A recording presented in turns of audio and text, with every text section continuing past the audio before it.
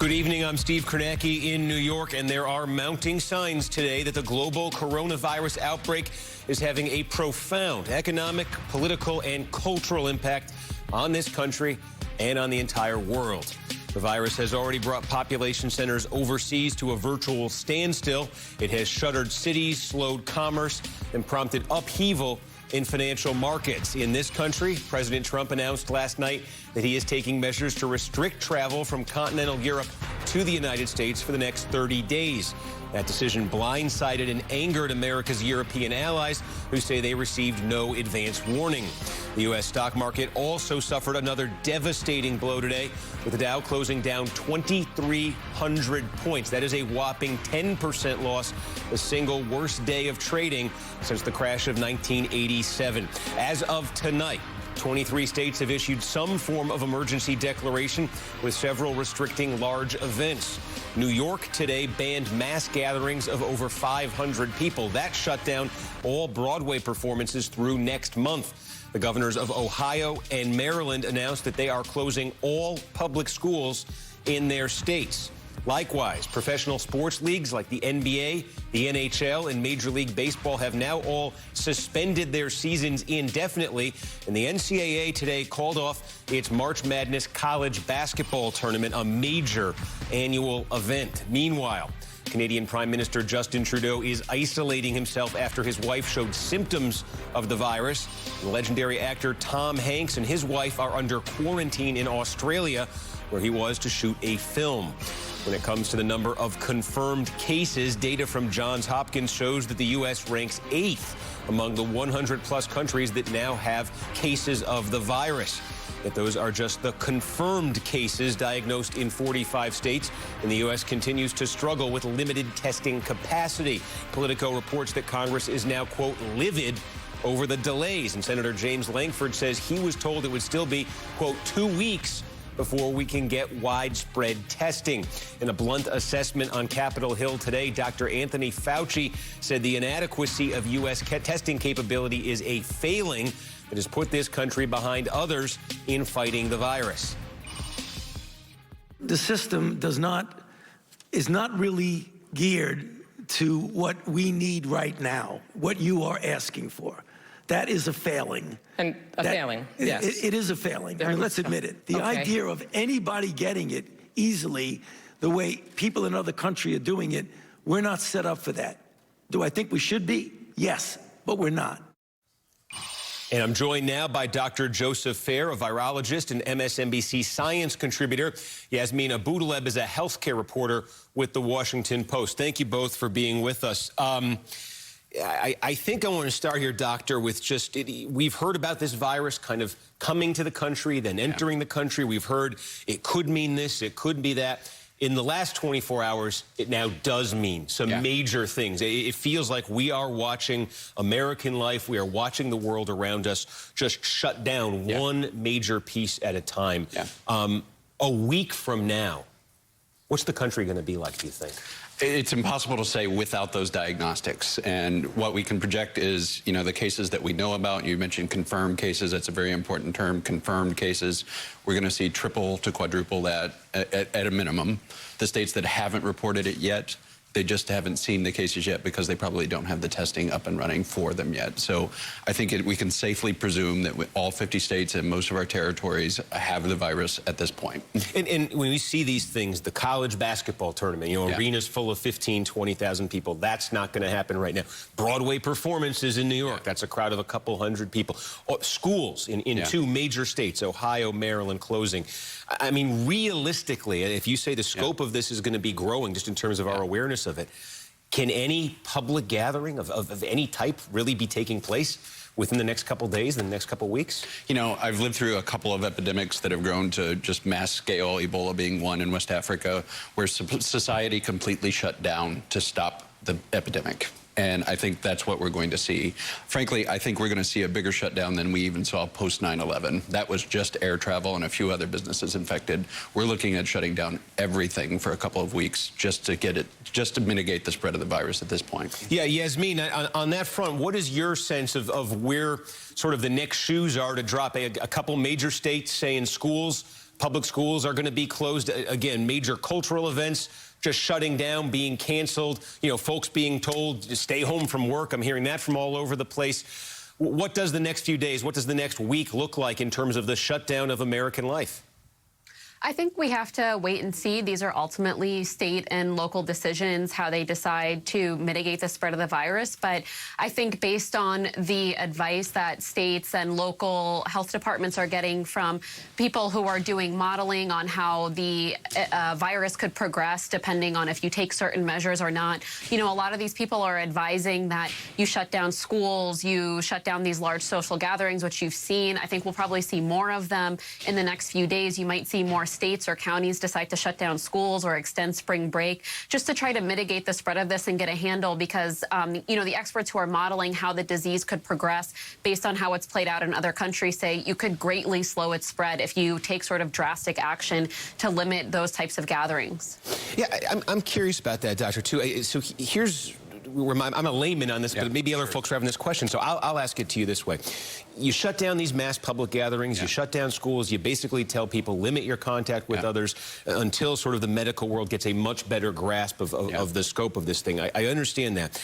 I've also heard no vaccine for a year, maybe a year and a half. Maybe that's optimistic. Maybe that's optimistic. Okay, so at some point between now and a year, year and a half from now, presumably folks are going to be told go back to some semblance of your normal life. But if there's no vaccine, won't this just start spreading like wildfire again when those steps are taken to lessen this shutdown? You know, there are reasons for hope, and we see a typical drop in the summer seasons of both common coronavirus colds as well as influenza, and that's purely because we have a lot more sunlight, and sunlight has UV light. People are outdoors a lot more. That UV light inactivates the virus, and so presumably we will see a dip. Doesn't mean we're not going to see any cases in the summer, but presumably we will see a dip. Hopefully that will give us time to catch up, at least on the diagnostics end, to where anyone and everyone can get tested by that point in time. I don't see that happening in the next few weeks, despite what we've been told repeatedly about the diagnostics. We're not taking advantage of the commercial sector that we have in this country that produce mass diagnostics. We have a lot of companies that produce lab-based diagnostics, and we have a procedure through the FDA to get emergency use authorization for those diagnostics. So unless we engage that commercial diagnostic manufacturing capability in the country, in addition to our own government's manufacturing capability for diagnostics, I think we're still going to see that big lag. And until we have the diagnostics, we're just flying blind. So Yasmeen, on that piece of it too, in terms of the public response, hearing it from the doctor here, hearing it from a lot of folks, getting testing as widely available as possible to just try to get a sense exactly how many cases are there of this, get statistics that could be derived from that. If you know how many cases, you get a better handle on what the fatality rate is, all sorts of things like that. What is happening to change the picture on testing, and how quickly and how realistically could that picture change in a meaningful way? So you saw about 2 weeks ago that the Food and Drug Administration released this emergency use authorization that allows public health labs and academic labs, you know, who do this sort of thing all the time and are well set up to do this, to get their own tests up and running. And for the first several weeks that the U.S. was trying to get a handle on the scope of this virus, it was only the CDC test that was being distributed. Now you have those academic labs, hospital labs, the public health labs engaged and able to get their own tests up and running, and they are starting to engage the private sector. So we expect the testing capacity to continue to go up over the next few days. And because of that, both current and former administration officials and public health experts are saying we'll start to get a real handle on just how widespread the virus is here. They've also reiterated that not every single person who shows symptoms has to get a test and needs to shouldn't clog the health system if they're mild and they're otherwise sort of young and healthy. But a lot of people are predicting that we will see a spike in cases over the next few days as testing capacity sort of gets up to where it needs to be, and more people get tested, and we'll probably find that there's a lot more community spread than we know of right now. All right, Yasmeen Aboutaleb, Dr. Joseph Fair, thank you both for being with us. Appreciate that. And I'm joined now by the governor of Connecticut, Ned Lamont. He today announced an executive order banning mass gatherings of more than 250 people in his state. This comes as Connecticut's chief epidemiologist said today that, quote, between 10 and 20% of the state's population is expected to contract the coronavirus over the next month. Governor, thanks for joining us. On that stat, and that 10 to 20% forecast in your state, I've been hearing big numbers like that nationally, the prospect of that too. I'm curious, talking to the epidemiologists there, the medical folks, the scientific folks, you don't have a huge number right now of confirmed cases, but do you get a sense from talking to those folks that there are a lot more undiagnosed cases in Connecticut, what the scope of that might be? Well, good evening, Steve, and you're hitting the ground running here tonight. Look, we've done very little testing, not enough testing. We need more support from the federal government to get a real scope of what's going on. We have one of the most sophisticated healthcare systems in the country right here in Connecticut. Our, Yale, New Haven, and Hartford Health and Jackson Labs, they're ready to do the testing. If they just get the green light and the permissions from the federal government, we'll be ready to do a lot more extensive. But right now, we're just doing our best to tell the folks the truth. You get a consistent message in terms of what's going on here in the state and what's going on in the country. There's a lot of trepidation out there right now. And if we can have a consistent message from the federal government, state government, and our local stakeholders, we'll get through this. What about your public school system? The governors in Ohio and Maryland said today they are suspending public schools in their states for a period here. I know you said they don't have to do 180 days of school. You're giving some autonomy here. But do you have any thought here to just shutting down public schools in your state? Is that something you might do? Well, what we have done is, since we're close to one of the epicenters, which is in Westchester County, I'm here in Fairfield County, Connecticut, right next door, most of the schools here in Fairfield County decided, with a lot of encouragement from us, that they would close down for the foreseeable future. We still have the rest of the state where the schools are going. You got to remember, though, as a governor, schools are so key to a community.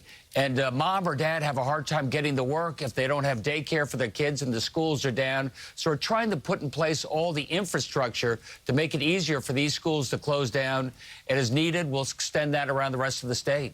Well, what's life going to look like in your state a week from now? You say your order today covers gatherings of 250 people or more. Sporting events, concerts, major public gatherings, that's in that category. But what's life going to look like in Connecticut? What is going to be open a week from now? Well, that's a very good question. Who imagined where we were going to be a week ago when we had our first diagnosis here in this state? What we're trying our best to do is to keep our companies going, telling folks, you can't see right behind me here, this used to be a full room. Here I am at NBC Sports, and a lot of people are telecommuting. We're working with our state government, state employees right now, having them prepare for the possibility of telecommuting. At least the older folks, those who are the most vulnerable, those who are over 60, those that have a pre-existing condition, they should already be stepping back. For lack of having an adequate testing, we're telling everybody, if you have flu-like symptoms, you're feeling sick, just stay home. I think those are some of the ways you're going to find people beginning to self-monitor going forward. All right, Ned Lamont, the governor of Connecticut, thank you for taking a few minutes. When you lose track of the outbreak, then you have to create social distance between everybody because you don't know who's infected. It is a poor substitute for aggressive public health action at the beginning, but it may be the only option when you've effectively lost sight of the virus. Welcome back. That was Dr. Michael Ryan, the World Health Organization's head of emergencies, just hours before sweeping travel bans, school closures, and meeting restrictions were put in place around the world. And his warning is a stark reminder that many countries are struggling to mitigate the spread of coronavirus. According to Aaron Miller, a professor of pediatrics who writes for the New York Times, quote, many health experts expect that a majority of people will eventually be exposed to, if not infected with, this virus. The total number of infected people isn't what scares many epidemiologists. It's how many are infected at the same time. Should be noted that overall, the researchers estimate that roughly 80% of those diagnosed with the coronavirus have mild cases, and of the nearly 130,000 people diagnosed so far, about 70,000 have fully recovered. What can we expect here in the United States, and what steps need to be taken? For more, I'm joined by Dr. Anand Parikh, Chief Medical Advisor at the Bipartisan Policy Center, and former HHS Deputy Assistant Secretary for Health, and Nicholas Kristof, New York Times columnist and author of Tightrope, Americans Reaching for Hope. Thank you both for joining us. Dr. Parikh, let me start with you. building on what we talked about in the last segment there, the importance of testing to just get an overall picture of the nature of what we're dealing with here. Let me ask you this. Right now, how firm of a grasp do you and do medical professionals have on what the death rate for this is and how easily communicable this is? Well, Steve, those are excellent questions, and we don't have all of the answers. We think the transmissibility rate, how many people can you infect, is around 2 to 3. The case fatality rate has been reported as high as 3%. Many people think that that's significantly higher than it actually is because we just haven't identified cases. And that goes to your point that we have to dramatically increase testing in this country. We're in the thousands. We need to get to the millions. So that will be critical to better understand where we are as a nation, and also to ensure individuals know if they're infected, to seek care, and as well as to reduce exposure. So that's my question, though. If you get to a situation that we appear to be very far from right now, where you have mass-scale testing here in this country, you're testing folks who maybe aren't symptomatic, but you just want to see if they're carrying it. Is there a potential here that we find out the death rate isn't as alarming as perhaps it sounds right now?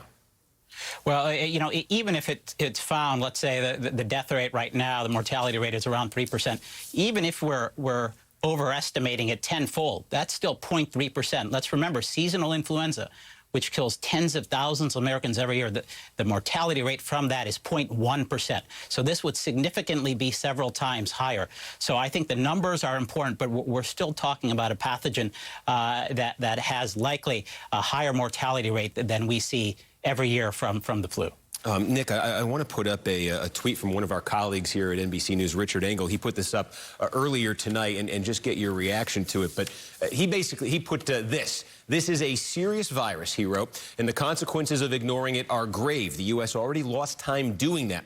But there is also a big price for overreacting. Virologists I've spoken to say we need to learn, quote, to live with the virus, guard against it, and keep moving ahead. I know you've spoken to some virologists, too. I'm curious, striking that balance between appropriate caution, appropriately pausing to try to understand what exactly it is we're dealing with here, and the idea of going on with life, going forward with life. How do you strike that balance? Well, this is an enormous problem for journalism and one we've often gotten wrong. How do you call attention to risks without sensationalizing them?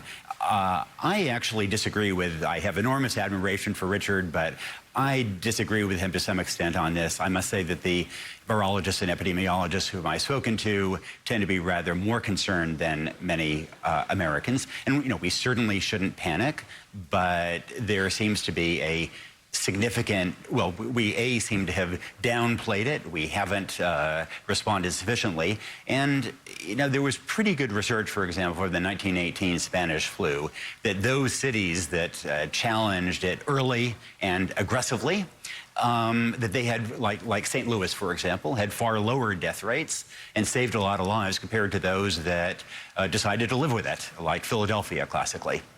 But I guess the question becomes, we're in this period of sort of slowing everything down and hopefully getting more testing out there and hopefully getting a better sense of it. But again, this vaccine, if there is one, is a long ways away. So supposing we get testing and we find out this is more deadly than the seasonal flu, maybe less than it looks like right now, but maybe more deadly than the seasonal flu. A vaccine is a year off at best. How do you go forward with American life then? Well, look, I mean, the overall, you know, a conservative estimate, perhaps for a number of Americans who may be infected, may be attack rate of a third of the country, so 100 million people. If you end up with a case fatality rate of 1%, that's 1 million people dying. But, you know, these numbers, the replication rate, is not something that is just about the virus. It's very much about our response to it. And we will have to adjust our response. Now, we may get a respite because it's possible that it will, in the summer, in warmer weather, maybe it will be subdued. That's what happened in 1918.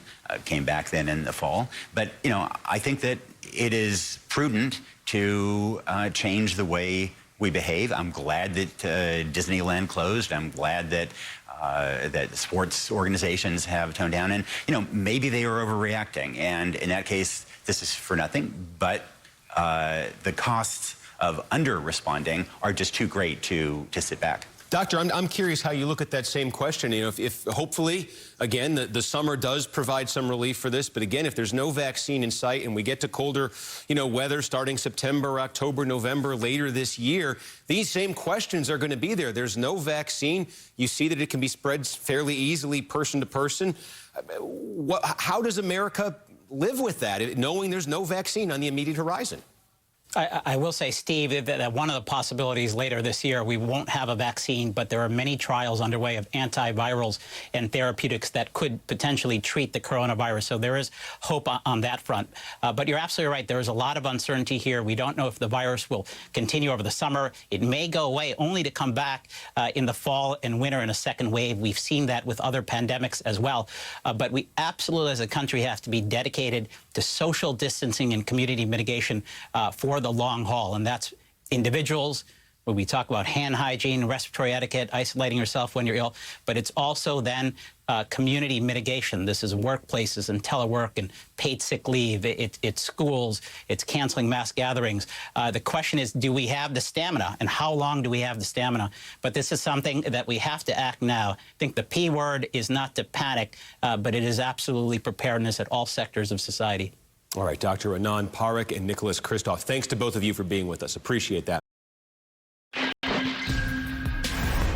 This is the most aggressive and comprehensive effort to confront a foreign virus in modern history. The European Union failed to take the same precautions and restrict travel from China and other hotspots. As a result, a large number of new clusters in the United States were seeded by travelers from Europe. We must put politics aside, stop the partisanship, and unify together as one nation. Welcome back. That was President Trump last night delivering an 11-minute address to the nation on the coronavirus pandemic. As the Washington Post notes, though, quote, although he read from a prepared script as he delivered a rare primetime televised address, Trump incorrectly described his own policy in 3 different areas. Let's watch. To keep new cases from entering our shores, we will be suspending all travel from Europe to the United States for the next 30 days. And these prohibitions will not only apply to the tremendous amount of trade and cargo, but various other things as we get approval. Anything coming from Europe to the United States is what we are discussing. I met with the leaders of health insurance industry who have agreed to waive all co-payments for coronavirus treatments. Almost immediately, acting Deputy Homeland Security Secretary Ken Cuccinelli tweeted that the travel restrictions do not apply to American citizens, and the president himself clarified that they also do not apply to trade. Meanwhile, Politico reports that a spokesperson for a major health insurance lobbying group said insurers only agreed to cover costs for testing and not for treatment. Today, Vice President Pence defended Trump and criticized people who downplay the seriousness of coronavirus. Obviously, there's been some irresponsible rhetoric, but the American people should know that President Trump has no higher priority than the health and safety and well-being of the people of this country. For more, I'm joined by Rich Lowry, editor at the National Review. Rich, National Review. There's no "the" there. I always have to get that right. Rich, thank you for being here. Good to see you. The president's response overall, and then that speech last night. What do you make of the tone he struck last night? Did you see any kind of a change there? And where do you think it goes from here? Yeah, now the problem, obviously, is the president is used to talking his way out of and through any problem the last 30 or 40 years that he's dealt with in his career or his life, and this is different. This is a much more serious situation. There are facts on the ground that can't be denied. So there's nothing wrong with being optimistic and hopeful. He should be. That's an element of presidential leadership. But he has to be sober and serious-minded at the same time. And finally, last night, we heard that. Unfortunately, the speech was marred by these factual mistakes about his own policy, which is kind of hard to imagine how those got into the text. And then he didn't deal with what's really the most important aspect of this. How do we get the testing up to snuff? And how are we going to keep the hospital system from being overwhelmed? I think the European travel ban probably makes sense. You have top health officials like Anthony Fauci saying it'll help at the margins. But the most important aspect now is how are we going to deal with the growth of this in our own communities? I'm curious what you make, too, of certainly before last night, public comments that seem to very much downplay it. This is somebody who has shown an instinct for the dramatic move. You certainly saw this on the, calling for a ban on travel from countries with large Muslim populations. I mean, he is, whatever you think of that, he has shown this instinct when faced with something in the past to go for something that sounds dramatic. And yet, in the face of coronavirus, there was that initial action on travel. But since then, nothing else. Yeah, you would think this would have activated, on his part and on many of his supporters, kind of those populist nationalist instincts. This is a threat that's emerged in China. It's coming from abroad, and travel restrictions and borders matter very much. Global supply chains are implicated. The administrative state has kind of messed it up, at least initially, part of it. But instead, there's been this extreme defensiveness in wanting to downplay it, even as a threat at all. And I think with the president, overwhelmingly, that has to do with this fear of the effect that this has had on the markets. We know he cares very much about numbers, and a hugely important number for him is that stock market. So there's been an emphasis on trying to talk up the stock market, when ultimately the only way you're going to get the market to recover is by dealing with the crisis on the ground. As we see another giant drop today on Wall Street. Rich, thanks for joining us. Rich Thanks for having from me. National Review. And during a House Oversight Committee hearing on the coronavirus today, California Congresswoman Katie Porter grilled CDC Director Dr. Robert Redfield on individual costs for coronavirus testing before extracting a commitment to cover those costs. We asked for a response yesterday. The deadline and the time for delay has passed. Will you commit to invoking your existing authority under 42 CFR 71.30 to provide for coronavirus testing for every American, regardless of insurance coverage? What I was trying to say is that CDC is working with HHS now to see how we operationalize that. Dr. Redfield, you don't need to do any work to operationalize. You need to make a commitment to the American people so they come in to get tested. You can operationalize the payment structure tomorrow. I think you're an excellent questioner, so my answer is yes. Excellent. Everybody in America hear that. You are eligible to go get tested for coronavirus and have that covered regardless of insurance. And joining me now is Congresswoman Katie Porter of California, who we just showed you in that exchange. Congresswoman, thank you for joining us. Well, practically speaking, the message you delivered there to the American people, because of this commitment, if they go to get testing, they're eligible to have it covered. Because of this commitment, is that how it works now? If you go in tomorrow and demand testing, will it be covered, or is there another step that needs to be taken here? That's the commitment that Director Redfield made, that testing, they would use the existing law, the existing authority that's been on the books for a few years now and is part of our larger structure of dealing with public health. I didn't create any law today. I simply asked him to use a tool in his toolbox, which is to make sure that anyone who goes to be tested and appropriately seeks testing is not have to pay out-of-pocket costs or is denied that testing or unable to pay for that testing. So this doesn't mean everybody in America can get a test or will be able to get a test right now. Our goal is to make sure that every person who's showing symptoms, whose physician believes a test is warranted, isn't deterred from calling their physician and seeking that treatment for fear of cost. In terms of follow-up, though, I'm assuming you need some sort of formal order from the CDC. Is there an implementation here for this commitment, something formal that has to happen? The CDC director made that commitment today under oath. He was sworn in at the start of that hearing, and my job as a Congress member is to ask those tough questions and extract those promises. That was a promise he made to the American people, and I intend to hold him to it. Nobody should be deterred from seeking testing or calling their physician for coronavirus testing because of fear of having to pay the costs of that treatment. This is not just uninsured people we're talking about. It's people who may have high deductible plans. It's people who may have very high out-of-pocket costs, all of those things. The government has the existing authority to step in and cover that additional cost so that people can be tested at no cost. And you were showing on an easel there what these out-of-pocket costs could look like for individual Americans. When the government assumes the responsibility for these additional costs, I mean, how much collectively, from the government standpoint, how much would this cost, what you've got the commitment for? being able to test those who are symptomatic or are exposed to the virus and we have reason to believe need a test is a savings, ultimately, to our government. It is so much better than the alternative of allowing a pandemic to spread and to continue to destabilize our economy and to put American lives at risk. So I walked through the cost of a CBC test, a complete blood count, a metabolic panel, a flu test type A, a flu test type B.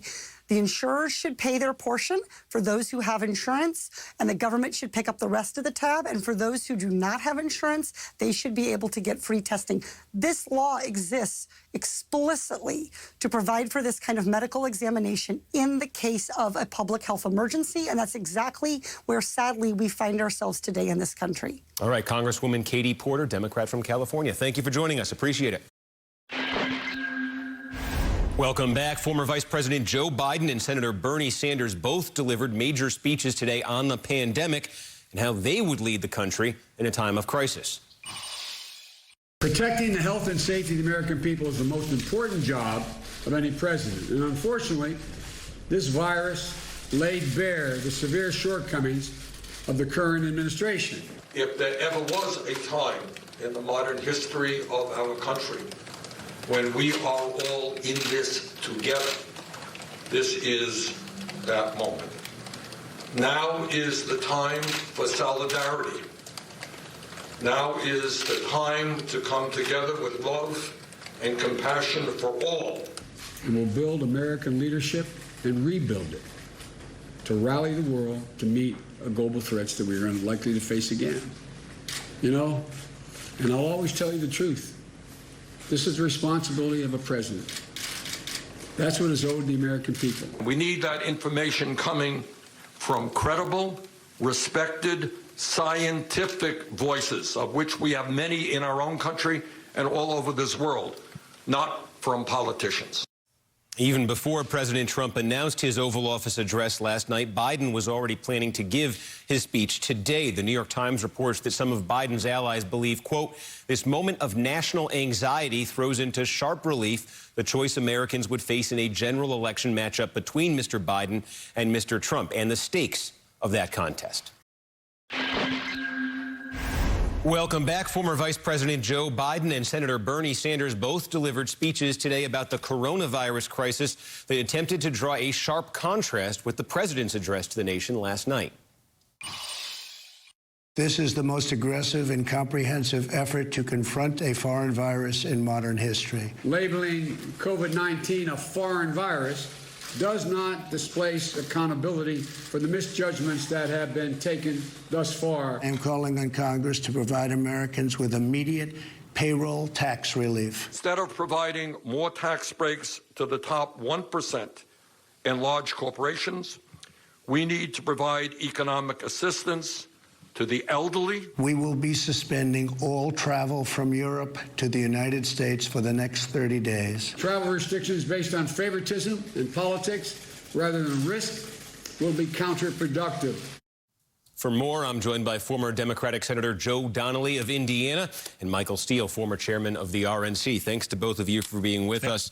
Michael, let's start with you on that. The shot we just showed there of Biden, you know, it looks like one of the things he was trying to achieve there was create a contrast, not just for Democratic voters, but for all Americans. You're looking for that presidential speech look, all the American flags in the background, you know, trying to give it that look and that feel. What is the broad contrast that the Biden campaign thinks it can create with Trump here and is trying to in a speech like that?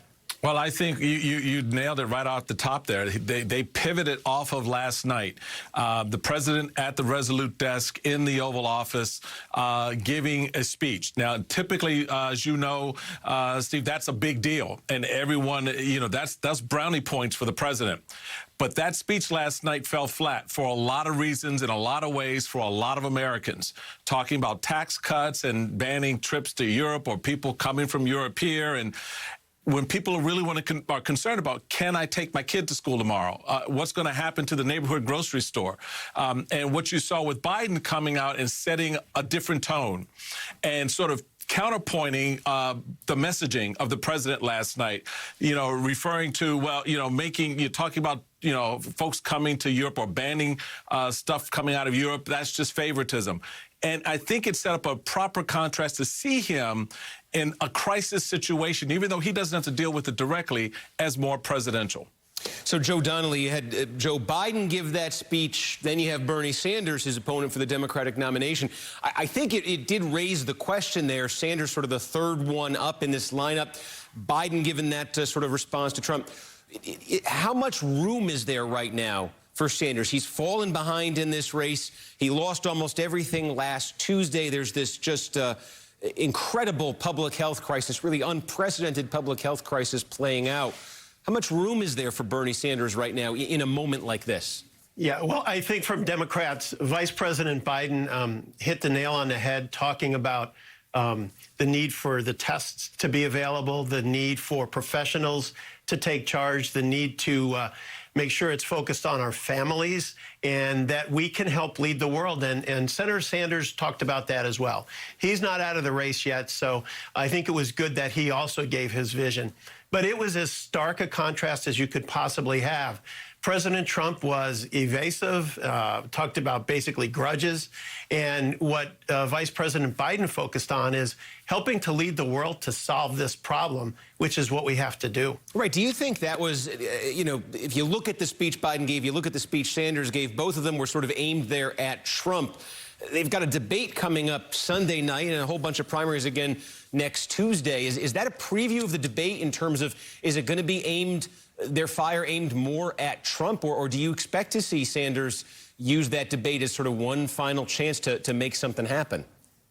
Well, my expectation, I serve with Senator Sanders, is that he'll make that his chance to try to make something happen. But today was about a clear message regarding the message from Donald Trump last night, which the markets clearly said was underwhelming, was misdirected, and didn't focus on solving the problem. Vice President Biden focused on our families, on our nation leading, on getting testing in place, and on making sure the professionals like Dr. Fauci were helping to call the shots. And so I think it was a real contrast of leadership versus excuses.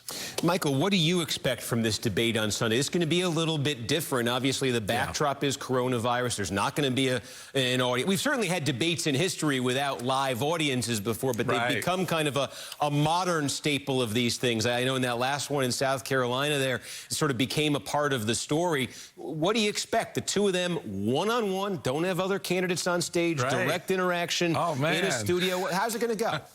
I'm excited for it. I'm excited. Get rid of the audience. You know why? Because I don't want to hear or see the candidates react to the booing, the catcalls, and the screaming from the folks in the audience. I want to see them react to one another, because that's mano a mano. That's you and Biden if you're Bernie, and Bernie if you're Biden. And so that reaction that you give is going to matter so much more in the eyes of the American people. How do you stand up to an adversary in that one-on-one, face-to-face kind of confrontation? It gets us a chance to see them a little bit more vulnerable, a little bit more exposed, how sharp there can be.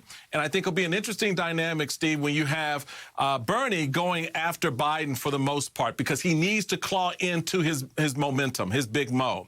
Whereas Biden's interest is going to be what you saw today. I'm the guy who's going to be the next president of the United States, and let me show you why. So his focus is going to be probably a lot more on Donald Trump. And that dynamic in that close range for the two of them is going to be fascinating. And Senator, we've been asking all hour here how American life is going to look for the coming days and the coming weeks. How do you think the presidential campaign is going to look? You don't have, suddenly we're not talking about Sanders and Biden having rallies. Are we entering a protracted period here where it's going to look just very different than anything we've experienced before? I think it's going to be completely different than anything we've experienced. My home state, Indiana, our primary is in early May, And we're already being told about events that are being canceled, about things that are not moving forward. And so that's front and center in places like Florida and Illinois and Ohio right now. So it's a very, very different mix than we've ever seen before, which, folks like Joe Biden and Bernie Sanders feed off the crowd. They love being with people. And so for them, it's an entirely different reality as well. And Michael, as long as American life is shut down like this is going to be the #1 thing on everybody's mind.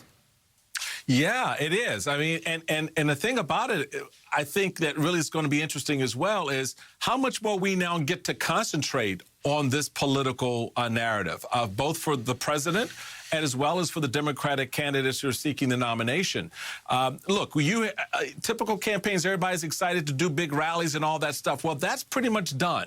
So now you're going to change up your strategy to still connect to your base, maybe some small house parties here and there, but the big crowd stuff is going to be over. So now how do you recommunicate in a space where the lane has been narrowed so dramatically by a national health crisis, which also will dictate what you say and how you say it going forward. So there's a lot riding over the next few primary events, Steve, and I think it's going to be fascinating, again, to see how these two candidates starting on Sunday night, I think we got a preview today, are going to be coming into that ring.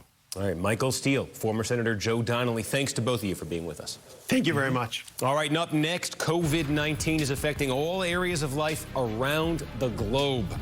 More on what that looks like next. Well, there you go. Some major daytime television hosts explaining to their audience why their studios are empty this week. Of course, it is due to the growing concerns over the coronavirus. The COVID-19 pandemic is disrupting the entertainment world as public health experts recommend avoiding large crowds. The NBA, the NHL, Major League Baseball have now all indefinitely suspended their games. And one of the nation's biggest sporting events, a cultural phenomenon every March, the NCAA basketball tournament, is now canceled. Broadway performances have been shut down until mid-April. Here is a look at the scene in Times Square, New York tonight. That's where theaters are dark. Hollywood movies have been postponed. An NBC late-night shows hosted by Jimmy Fallon and Seth Meyers are going to suspend production for the rest of the month. With massive quarantine efforts in Italy, historical sites commonly flooded with tourists are now almost empty. What has become abundantly clear is that while feelings of uncertainty have heightened, familiar comforts we rely on as a society are, for a foreseeable future, on hold. Thanks for being with us. All In with Chris Hayes is up next.